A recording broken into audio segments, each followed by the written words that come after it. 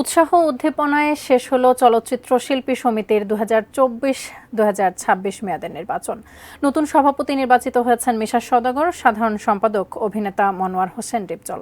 FDC থেকে আরো জানাচ্ছেন সহকর্মী শাহাদাত রিফাত।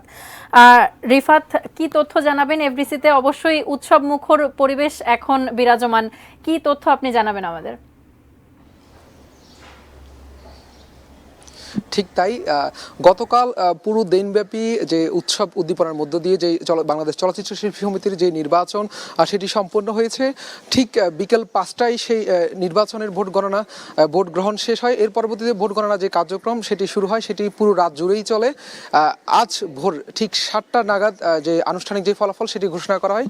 সেই ফলাফলে সভাপতি পদে নির্বাচিত হয়েছেন মিশা সওদাগর। তিনি ভোট পেয়েছেন 265টি এবং তার নিকটতম প্রতিদ্বন্দ্বী যে প্রার্থী মাহমুদ কলি, তিনি 170 ভোট পেয়ে পরাজিত হয়েছেন। এবং অন্যদিকে সাধারণ সম্পাদক পদে যে নির্বাচিত হয়েছেন মনোয়ার হোসেন ডিপজল, তিনি ভোট পেয়েছেন 225টি। তার নিকটতম যে প্রতিদ্বন্দ্বী প্রার্থী নিপুণ আক্তার, যিনি গতবার বাংলাদেশ চলচ্চিত্র শিল্পী সমিতির সাধারণ সম্পাদকের দায়িত্ব পালন করেছিলেন, তিনি 17 ভোট কম পেয়ে তিনি পরাজিত হয়েছেন, অর্থাৎ তিনি ভোট পেয়েছেন 209টি ভোট।